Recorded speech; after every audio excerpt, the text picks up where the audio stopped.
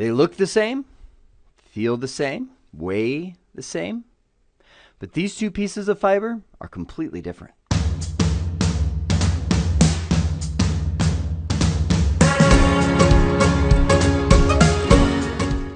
By the time we're done here, we will explore fiber standards used to connect network devices near and far. Now, fiber optic cabling is not a new thing, although it may be new to a lot of network engineers, and it's newish to the network world. Reality is, it's been used in the telephone industry for decades. Telco, communication between telephone central offices. And I'm saying telephone, but essentially telecommunications. So fiber optic cabling introduces a whole new set of expertise. The great news is, in recent years, it has been commoditized. That is, you can go on just about any site that sells any kind of network cabling and purchase easy to use, easy to plug in network cable. The difference between this and the copper cable world really deals with, I would say, flexibility. Meaning, if I wanted a custom cable, I wanted to make my own cable. With copper cabling, just buy some crimpers down at Home Depot, get some razors, slice the ends off, and you can pretty much have your own cable pretty quickly. Fiber optic cabling, not so much. You'll either buy them pre-made, or you'll be an expert in the realm of fiber splicing and adding ends to a very sensitive type of connection. The difference between these two cables is really the difference between glass and plastic, because that really dictates the difference between single mode fiber, or SMF, or multi-mode fiber. Now, not always, but 99% of the time, if you're following standard recommendations, the single mode fibers will be yellow cables. That was the yellow one that I was holding. Whereas the multi-mode fibers will be either aqua or orange. This or that. We'll talk about the cable diameter in just a minute, but single mode fiber is smaller, it's thinner, and it is glass, whereas multi-mode fiber is the thicker plastic core. It's the same thing as that stuff you would go into the mall where they have Spencer's Gifts, or one of those novelty stores, the gift stores, where they've got the little ball with the strands of plastic fiber coming from it. That's multi-mode fiber. It's just strands of plastic that shoot light down. Really easy to work with, and usually typically cheaper, but lower bandwidth. Whereas the single mode fiber is glass through and through, more expensive, takes a little more, I don't want to say delicate, but a little more expertise to work with usually. You'll find this going on the longer runs of fiber, trenched through conduit under streets and connecting buildings.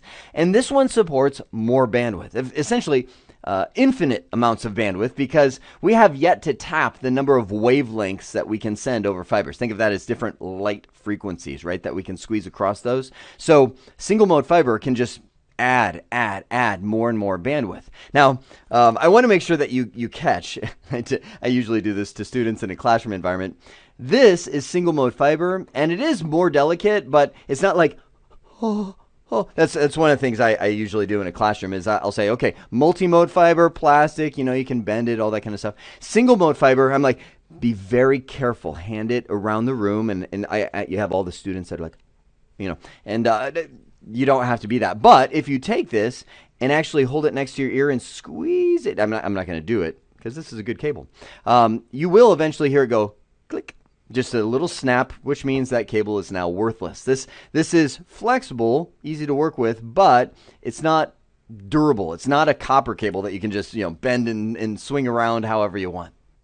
As a norm, you'll see multi-mode fiber connecting within buildings. You'll see it connecting between MDF and IDF, whereas you'll see single-mode fiber typically between buildings or in long runs down streets.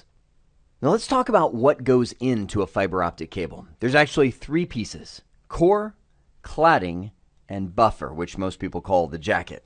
The buffer is the easiest one, so I'll start there. That's the plastic shielding. So when you're looking at this yellow cable, the yellow is the jacket. The core and the cladding are both glass. The core is, just like you expect, the component that sends the light signal that represents the network signal going down there. The cladding ensures the light stays inside of there. Meaning, I don't know if you've ever, seen where you look at bending light. Like my kids, we homeschool, so we do these kind of things where you shine a light through, and then your eyes look down under the water or above the water, and it looks like the light's coming in here, but it looks like it's over here because there's refraction and it sends the signal further down. Well, you don't want that to happen. So what the cladding does is ensure as that light signal comes across, as it hits the top of that core, it bounces back down and hits the bottom of the cladding, bounces back up, essentially the whole way through, keeps the light inside of that cable, right? You don't want it to be at an angle as such to where it's going boom and shoots out of the cladding into the jacket of the cable, and at that point the cable's dead. It's absorbed, and that's what happens when you crack that cable. Is essentially you have that light with an escape point where it hits the jacket. Whenever you're looking at the size of the cable or the thickness of the cable, it's measured in microns, which is millions of a meter, and that's typically measuring the core and the cladding, right? The core and the cladding together, as in this is one measurement, this is another. That's why you'll see it written just like this. Most fiber will be 125 microns, meaning that the core plus cladding is just larger than a human hair. That's why I say human hair-ish. Whereas when you look at the core itself, multi-mode is significantly thicker than single mode. Single mode being 9 microns at the core. Let me just clear all that off. 9 microns at the core, whereas multi-mode is 50 microns at the core. And that does make single mode cable a little bit more delicate. It's a lot thinner, so it can break a little easier than multi-mode. So now we might wonder, how do we connect this fiber cable to our network devices? Well, that's the topic of the next video. For now, you have seen the fiber standards used to connect network devices near and far. I hope this has been informative for you, and I'd like to thank you for viewing.